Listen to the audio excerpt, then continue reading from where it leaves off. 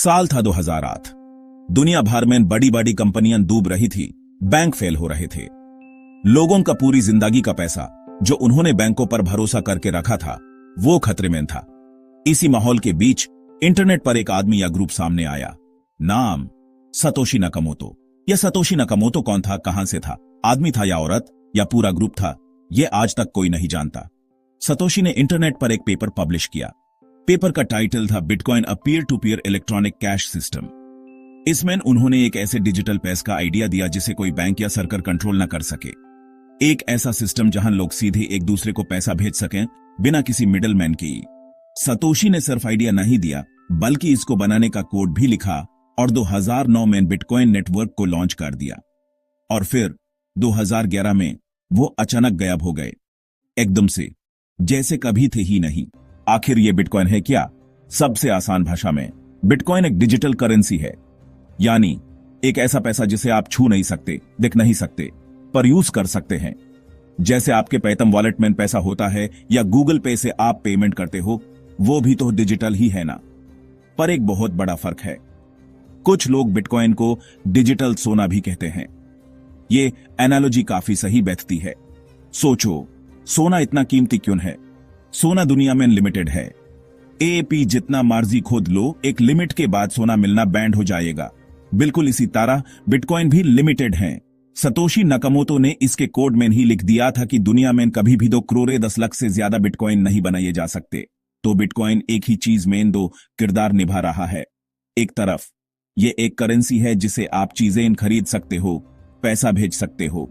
दूसरी तरफ यह सोने जैसी एक इन्वेस्टमेंट है, एक स्टोर ऑफ वैल्यू जिसे लोग लंबे समय तक संभल कर रखते हैं। यह थोड़ा अजीब कॉम्बिनेशन है और इसी वजह से लोगों को इसे समझने में थोड़ी दिक्कत होती है, पर यही इसकी सबसे बड़ी ताकत भी है। अब आप सोच रहे होंगे कि अगर कोई बैंक नहीं, कोई सरकार नहीं, तो इसका हिसाब किताब कौन रखता है? यहां पर एंट्री होती है बिटकॉइन की असली जादुई टेक्नोलॉजी की, जिसका नाम है ब्लॉकचेन। ब्लॉकचेन को समझो एक डिजिटल बही खाता। ये एक ऐसी डायरी है जिसकी हजारों लाखों कॉपी पूरी दुनिया में फैले कंप्यूटर्स पर एक साथ रखी हुई हैं। जब भी कोई नया ट्रांजैक्शन होता है तो इसकी जानकारी एक नए ब्लॉक में लिख दी जाती है। फिर यह ब्लॉक पूरे नेटवर्क को भेजा जाता है। नेटवर्क में बैठे सभी लोग यानी कंप्यूटर्स चेक करते हैं कि यह ट्रांजैक्शन सही है या नहीं। जब सब लोग हाँ बोल देते हैं तब उस ब्लॉक को पुराने ब्लॉक्स की चेन के साथ जोड़ दिया जाता है। इसलिए इसका नाम है ब्लॉकचेन, ब्लॉक्स की एक चेन। इस सिस्टम की खूबसूरती यह है कि एक बार कोई ट्रांजैक्शन इस चेन में जुट गया तो यूज बदलना या हटाना लगभग नामुमकिन है। यह बिल्कुल वैसा है जैसे मोहल्ले के हर घर में एक ही डायरी रखी हो और हर लेन देन सबके सामने उस डायरी में लिखा जाए। अगर कोई एक आदमी अपनी डायरी में चीटिंग करके कुछ बदलने की कोशिश करेगा तो बाकी सब लोग अपनी डायरी देख कर यूज पकड़ लेंगे।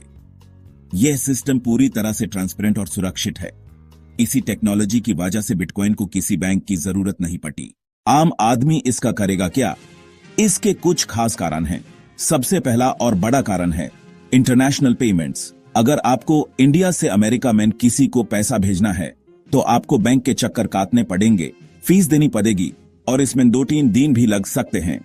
बिटकॉइन के साथ आप दुनिया के किसी भी कोने में किसी को भी कुछ ही मिनटों में पैसा भेज सकते हैं और वो भी बहुत कम फीस पर। दूसरा कारण है फाइनेंशियल फ्रीडम।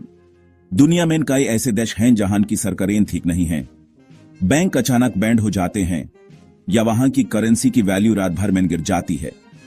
ऐसे देशों में लोगों के लिए बिटकॉइन एक लाइफलाइन जैसा है। वो अपनी मेहनत की कमाई को बिटकॉइन में रखते हैं ताकि उनका पैसा सुरक्षित रहे। ये उन्हें एक ऐसा ऑप्शन देता है जो उनकी सरकार के कंट्रोल से बाहर है। वो इसे अपने मोबाइल फोन पर रख सकते हैं और दुनिया में कहीं भी ले जा सकते हैं। तीसरा कारण जो खासकर नए जनरेशन को अट्रैक्ट करता है वो है इन्वेस्टमेंट। बहुत से लोगों का मानना है कि जैसे जैसे इसकी डिमांड बढ़ेगी इसकी कीमत भी आसमान छुएगी। हाँ, यह बहुत ज्यादा उतार चढ़ाव वाला इन्वेस्टमेंट है। इसकी कीमत एक दिन में 10% ऊपर भी जा सकती है और 10% नीचे भी। और आखिर में कुछ लोग इसे इसकी फिलॉसफी के लिए सपोर्ट करते हैं। उनके लिए बिटकॉइन सिर्फ पैसा नहीं बल्कि एक मूवमेंट है, एक बदलाव का प्रतीक। तो भाई लोग, कहानी के आखिर में हम कहां पहुंचे? हमने शुरू किया था बचपन की कसम से और पहुंच गए ब्लॉकचेन की हाईटेक दुनिया में। सारी बातों का सार यह है कि बिटकॉइन एक नए तरह का पैसा है। ये डिजिटल सोना भी है क्योंकि ये लिमिटेड है और ऑनलाइन कैश भी है। इसके पीछे की टेक्नोलॉजी ब्लॉकचेन बहुत पावरफुल है और शायद फ्यूचर में पैसे के अलावा भी बहुत सी चीजों को बदल देगी। लेकिन इसके साथ रिस्क भी है। इसकी कीमत बहुत तेजी से ऊपर नीचे होती है। इसको समझना थोड़ा मुश्किल है और अगर आपने अपना पासवर्ड खो दिया तो आपका सारा पैसा हमेशा के लिए गया। कोई कस्टमर केयर नहीं है। यहाँ आप ही अपने बैंक हो और आप ही अपने सिक्योरिटी गार्ड हो। सख्ती यहाँ भी बरकरार रखनी पड़ती है। किसी भी चीज में पैसा लगाने से पहले उसके बारे में अच्छी तरह से रिसर्च करो और अगर इन्वेस्ट करो तो सिर्फ उतना पैसा लगाओ जितना खोने का आप दम रखते हो। एंटमैन, बिटकॉइन एक एक्सपेरिमेंट है, एक बहुत बड़ा और अनोखा एक्सपेरिमेंट। यह एक्सपेरिमेंट इस बात का है कि क्या इंसान पैसों के मामले में बैंकों और सरकारों के बिना एक दूसरे पर भरोसा कर सकता है? क्या टेक्नोलॉजी वो विश्वास पैदा कर सकती है जो सदियों से संस्थाएं करती आई हैं? इसका जवाब तो वाकई ही देगा। पर एक बात तो पक्की है, इसने पूरी दुनिया को पैसे के बारे में सोचने का एक नया नजरिया दे दिया है और ये अपने आप में एक बहुत बड़ी जीत है। बाकी देखते हैं आगे क्या होता है। सीन ऑन है।